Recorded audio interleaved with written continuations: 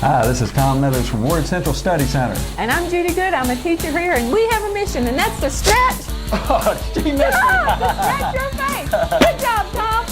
Oh, sorry, Tom.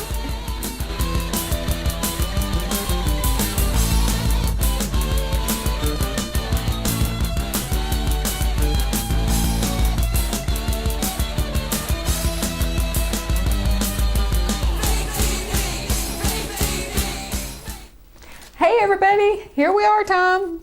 We are back. Another week in the Word. Things get better and better. And we're starting out this year, the month of January, talking about the importance of the Word of God to your daily life. Right. There has got to be, if you are going to be a Christian and call yourself a Christian and go around your work telling people you're a Christian, you got to have the stuff to back it up. Yeah. And you got to live the life you claim to have. And the only way you know how to live that life is learn this Word. Mm-hmm.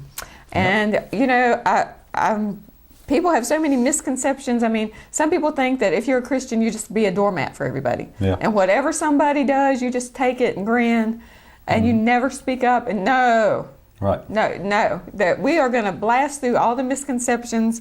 And Tom, last week we ended by making the comment that if all you have to tell people is that they're going to hell, that's not the glad tidings, that is not the good news, that is not the way Jesus intends this gospel to be propitiated. That's right. Is that right? That's right. Is that the right word I want? Yeah, well, he never treated people like that. Jesus did Not not ever. treat people like that. And we cannot and do not have permission ever to use this Word of God to be mean to people. Did that get you to come to God?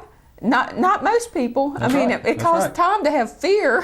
Yeah. It's like, I want to go to hell. I mean, God's mean for sending me to hell, and then the devil's mean. So, God's mean for thinking that way, and the devil's mean for taking me. And so I had a very false image of it, how my father actually felt about me. Yeah, and it wasn't an image of love, and it wasn't an image of the goodness of God, but once you found out about the goodness of God and you heard good news, which is what this Word is, then you were able to grow and become an overcomer and find success in the Word, you see. Right. But that is an unproductive system. That is a mean system. It is not the way Jesus treats people. It is not the way God markets His Word. That's right. You see? And why would God use fear, which is a tool of the devil, to gain people into His kingdom? Well, of course, that's ridiculous. Why would He use anything that the devil has anything to do with? Right. It's crazy to think. And so what we're going to do is talk today about the importance of the Word. And Tom, the keynote verse we used last week was in Psalm 138. If you'll read just that one. I will do that. Thank you. Verse 2, I will worship toward thy holy temple and praise thy name for thy loving kindness and for thy truth. For thou hast magnified thy word above all thy name. The Word is to be magnified and esteemed in our homes and in our hearts. And it's to be the deciding factor on pretty much every decision we make. There is situations in the gospel. There is wisdom in Proverbs to help us with every decision we make. You see, and one of the things that's real helpful is, Tom, we were talking about just practical things about Bible study last week. Yeah. And, you know, some of the things we talked about was having a notebook, getting a Strong's Concordance, getting an easy translation that you can read without getting all hung up and wondering what the heck this means with all of these and nows. Get an NIV, get an Amplified, get a New King James, get something, you know, basic Bible for everyday life and all this. I mean, there's just hundreds of them. You can find a good one. Oh, yeah. And another thing I would say is, well, where was I? Oh, get Strong's Concordance. We had mentioned getting the Strong's Concordance. I wanted to make sure I delineated everything we said last week. So Bible, notebook, Strong's Concordance. Get that going. Sit down and read the Word and begin to build this life of faith that we're talking about.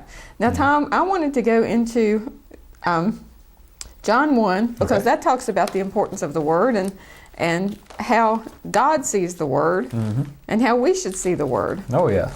Yeah, because that's the thing that a lot of people just don't understand. They think that the more Bible verses you have memorized, you know, the smarter, the sharper, the more spiritual you are.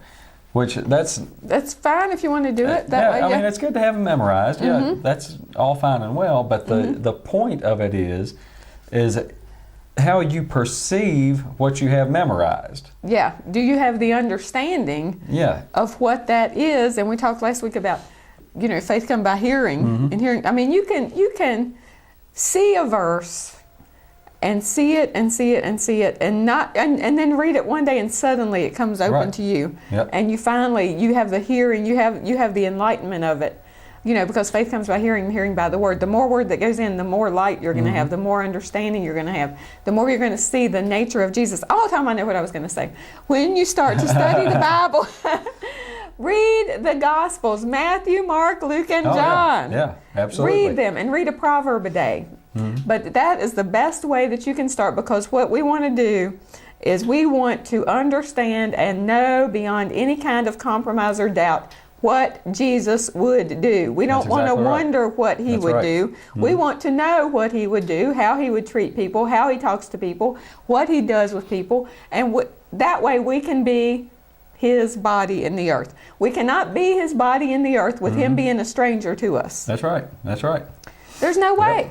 I cannot be the body of somebody I don't know. I cannot act in his stead. I cannot be his power of attorney. I cannot have any idea what he would want me to do. Right. If it's somebody I do not know, right? So what we want to do as Christians is first up on the agenda, get into these Gospels so that you can know and understand the personality of Jesus. Right. And once you know that, you know the Father, because he says, you see me, you see the Father. Right? Don't spend all your time over in Deuteronomy, 1 Samuel, whatever, Corinthians, whatever. You need to know Jesus. That's right. That's right. The worst thing you can do with this word is just take somebody else's word for it. Oh boy. Yep. And just believe whatever anybody tells you. That's right. I mean, there are hundreds and thousands of people sitting this very day. Well, actually, church is over by now, probably. But anyway, that have been sitting in church this day, being told things out of this word that it is just tainted by perception of man, by a doctrine of man, by a denomination of man, and it goes into these people and they don't have any idea that what is being told them is not the original intention of what the word says. Right, because they never look for themselves. Yeah. They never look. And until you know, it's not going to be profitable to you, because you have to approach this word with faith. Elsewise, it's not going to be profitable to you, because it's all about believing. It's all about believing, and to just take it, and this is supposed to be personal. This is supposed to be you and God and something, right? It's not supposed to be you and somebody that you're paying by your giving and offerings to do all your studying and stuff for you. And he's going to go to God for you, and then he's going to tell you what God said for you to know and all this. No. Yep. God wants it to be just you and him. Him talking to you, you talking to him, you finding things out.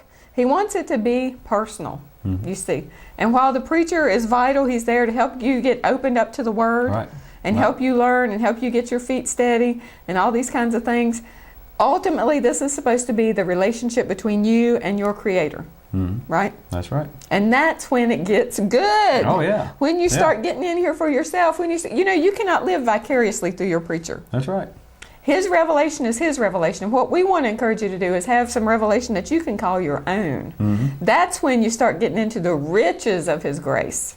That he starts dealing with you personally and starts getting into your life personally and getting into all the nooks and crannies and all the secret little desires of your heart that you're scared to talk to anybody about. And he starts making them come to pass.